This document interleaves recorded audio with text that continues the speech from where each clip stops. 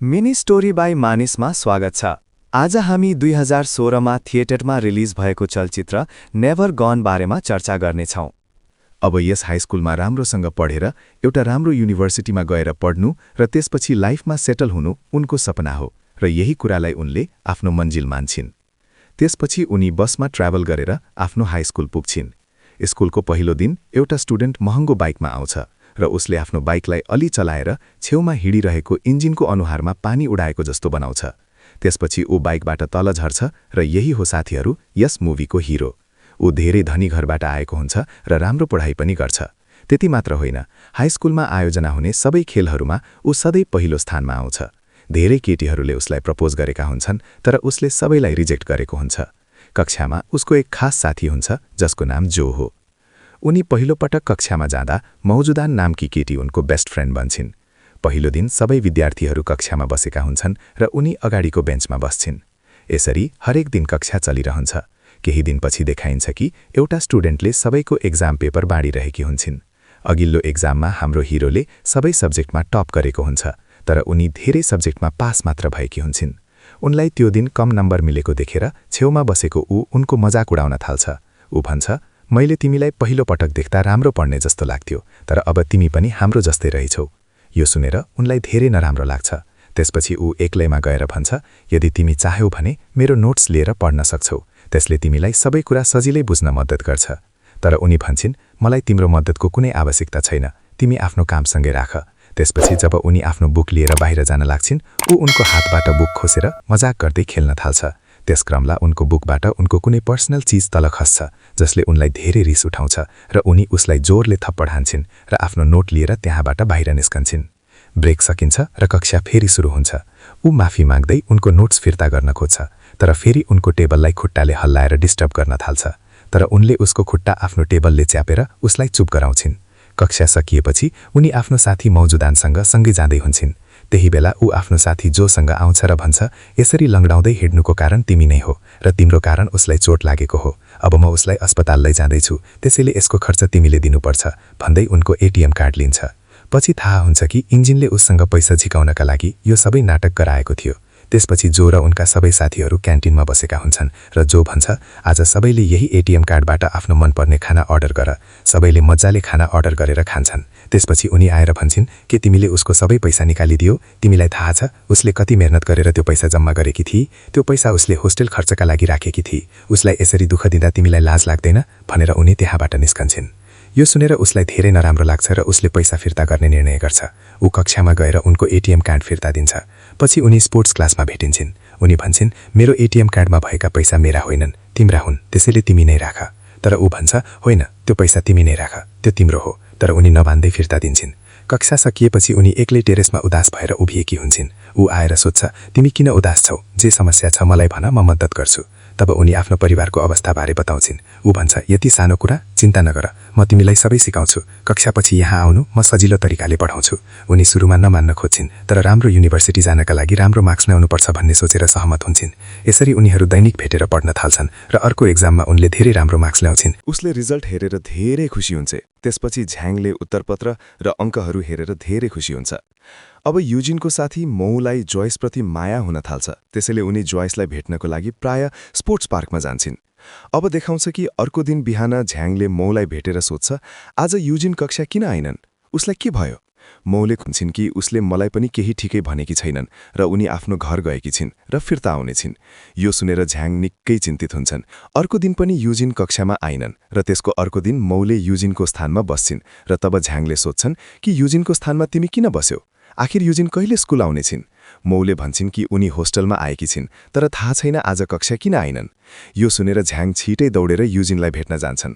उनी उसलाई भेटेर सोध्छन्, तिमी आज स्कुल किन आइनौ र तिमीले यति दिन छुट्टी किन लियौ? उनी भन्छन् कि होइन, यस्तो केही होइन, मलाई केही समय दिनु र मसँग यहाँ भेट्न आउन नदिनु। एक कालो कार्ड देख्छन् र यसको अर्थ हुन्छ कि युजिनको बुबा बितेका छन् र यो कुरा झ्याङले बुझ्छन् र त्यसपछि उनी झ्याङलाई फेरि भन्छन् कि म तिमीलाई भेट्न आउँदिन र त्यहाँबाट जान्छन्। र झ्याङ पनि उनको पछाडि लाग्छन् र युजिन पनि आफ्नो बुबाको बारेमा सोचेर निकै दुखी हुन्छन्। अनि युजिनले यस्तो भनी झ्याङसँग कहिल्यै भेट्ने छैनन्। अब अर्को दृश्यमा हाईस्कुलको विदाई कार्यक्रम देखाइन्छ। अब हाईस्कुलको पढाइ पनि सकिन लाग्दैछ र एउटा सानो पार्टीमा सबै विद्यार्थीहरू रमाइलो गरिरहेका हुन्छन्।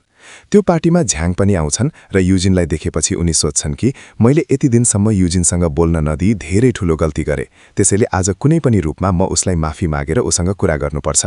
र युजिन पनि यही सोच्दै थिइन् कि झ्याङ पक्कै पनि उसँग बोल्न आउनेछ।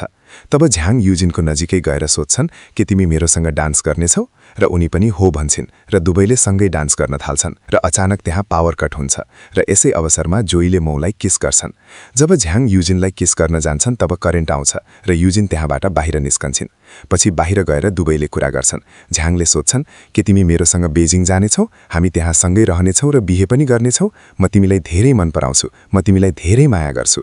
अब यो सबै सुनेर युजिनलाई थाहा हुन्न कि उनी के जवाफ दिन्, किनभने झ्याङ धनीको छोराहरू हुन् र यसरी प्रस्ताव गरेपछि तुरुन्तै हाँ भन्नु भने झ्याङ उनीबारे के सोध्छन् भन्ने कुरा, त्यो सोचेर उनलाई के जवाफ दिने भनेर नबुझेर उनी उसलाई एक किस गरेर त्यहाँबाट जान्छन् र युजिनले निर्णय गर्छिन् कि अब उनी झ्याङलाई कहिल्यै भेट्ने छैनन्। अब 2009मा युजिनलाई देखाइन्छ जो सिटीमा हुने एक लाइब्रेरीमा काम गर्दैछिन् र त्यहाँ जुआन नामको एक सिनियर युजिनसँग धेरै नजिक हुन थाल्छ। जुआन युजिनलाई धेरै मन पराउँछ, दुवैले सधैँ आफ्नो कामहरू साझा गर्छन् र यसैले उनीहरूबीच राम्रो सम्बन्ध बन्छ।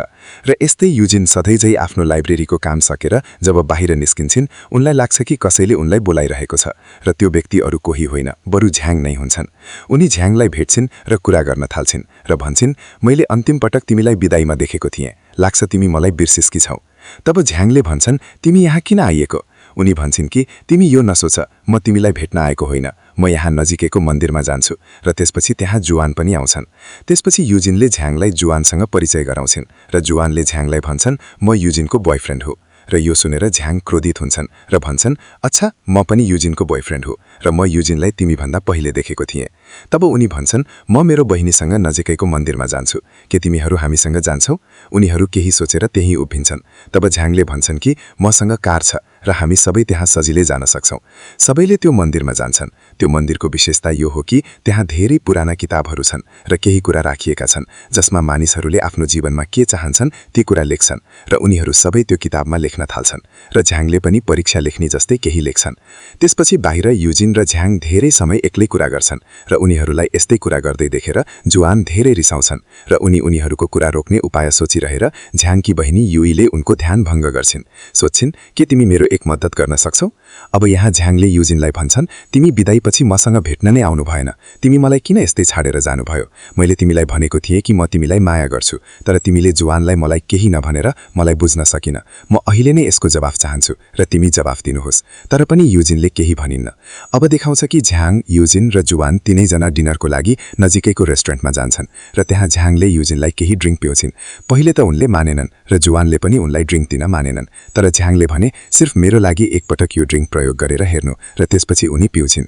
युजिन नशामा त्यही टेबलमा सुतेरहेका हुन्छन् अनि युजिनलाई हुने घटना यो हो कि झ्याङले पनि त्यो ड्रिङ्कको बोतल सकाउँछन् र त्यसपछि नशामा सुतेकी युजिन बारम्बार झ्याङको नाम लिन्छन्।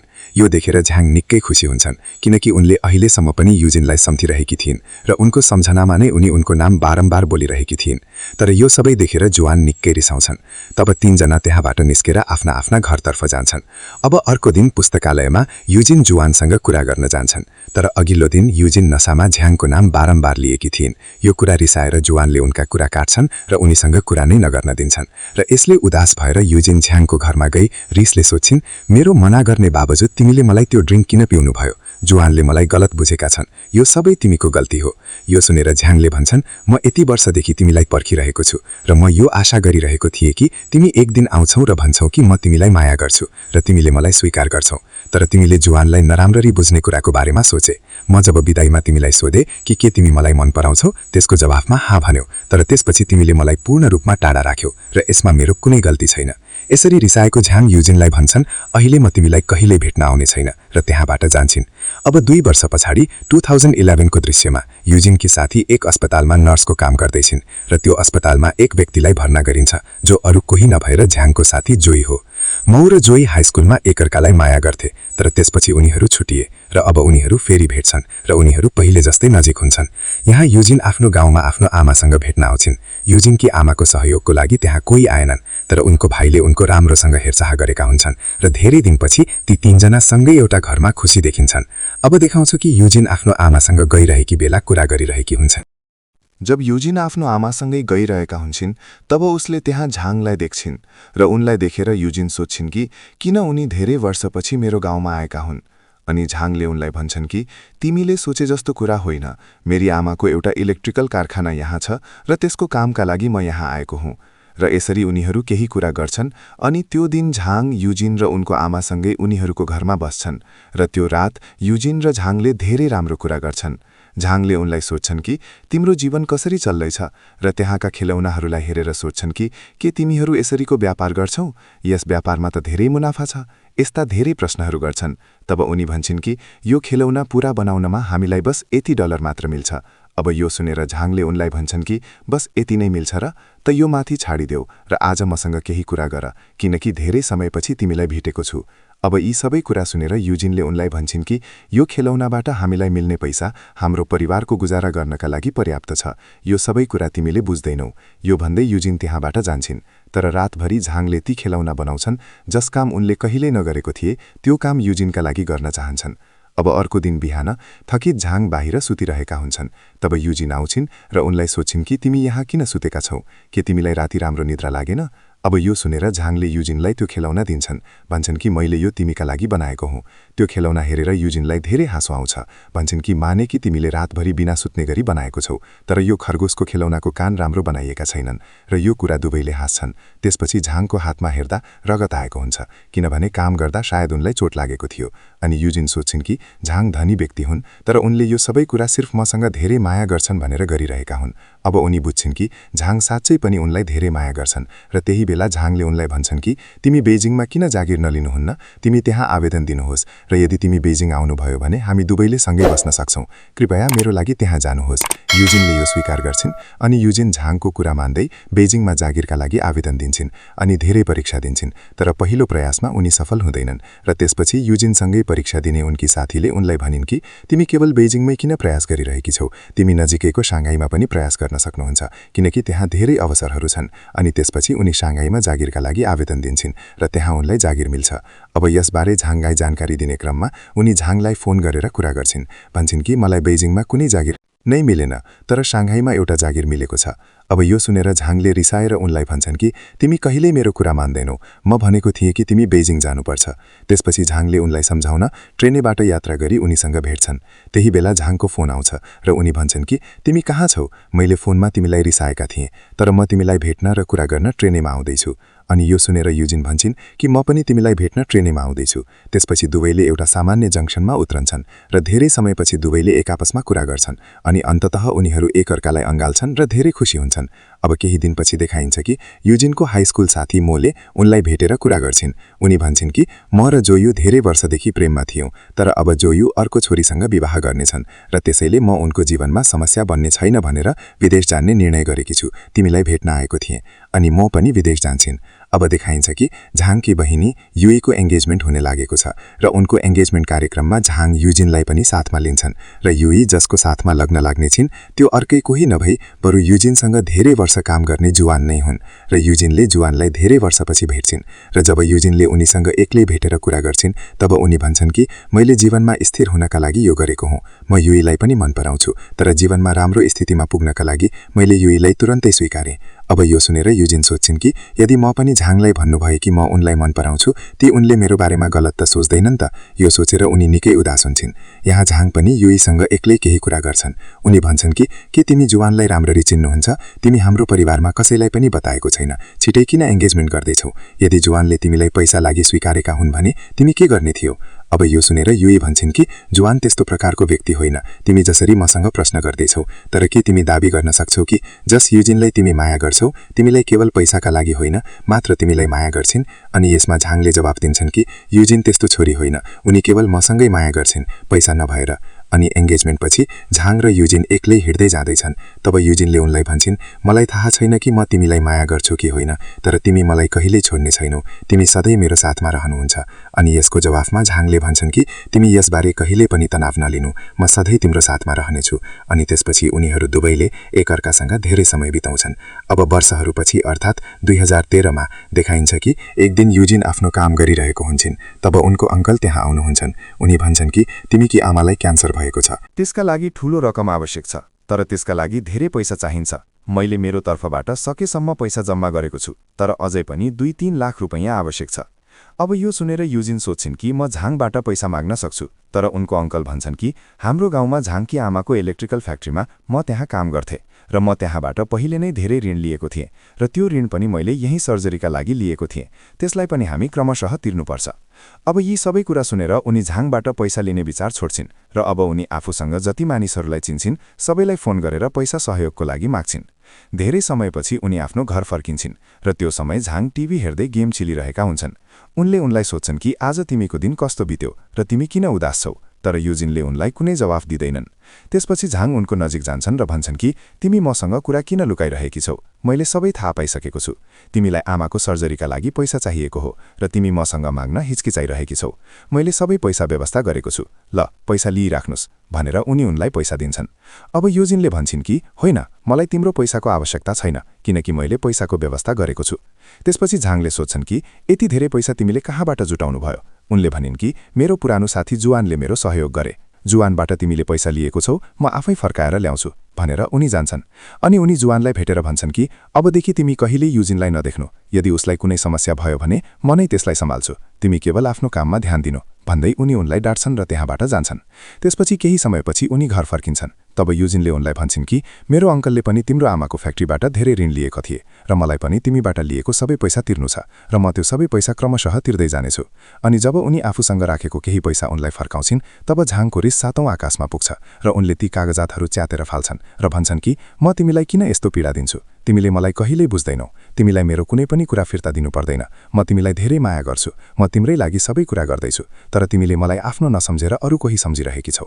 यति वर्षपछि पनि तिमीले मलाई बुझ्न सक्नु भएन, तर तिमी एक दिन पक्कै बुझ्नेछौ र त्यो दिन हामी सँगै रहनेछौ। अहिलेका लागि म यहाँबाट जान्छु भनेर उनी जान्छन्। त्यसपछि बेइजिङको एउटा ठूला अफिसमा झाङलाई उनको बाबुको मद्दतले राम्रो जागिर मिल्छ र जब बेइजिङ जानुका लागि उनी फ्लाइटमा बस्छिन् तब उनीको मोबाइल बारम्बार जाँचिरहेकी हुन्छन्। उनी चाहन्छन् कि युजिनले उनलाई फोन वा मेसेज गरेर भनुन् कि तिमी फर्केर आऊ। उनी चाहन्छन् कि युजिनले उनलाई फोन वा मेसेज गरेर भनुन् कि तिमी फर्केर आऊ, म तिमी बिना बस्न सक्दिन, तर उनलाई युजिनको कुनै फोन वा मेसेज आउँदैन। अब झाङ पनि यही सोच्छन् कि युजिनको जीवनमा नहुनाले उनी खुसी हुनेछिन् र यही सोच्दै उनी बेइजिङ जान्छन्।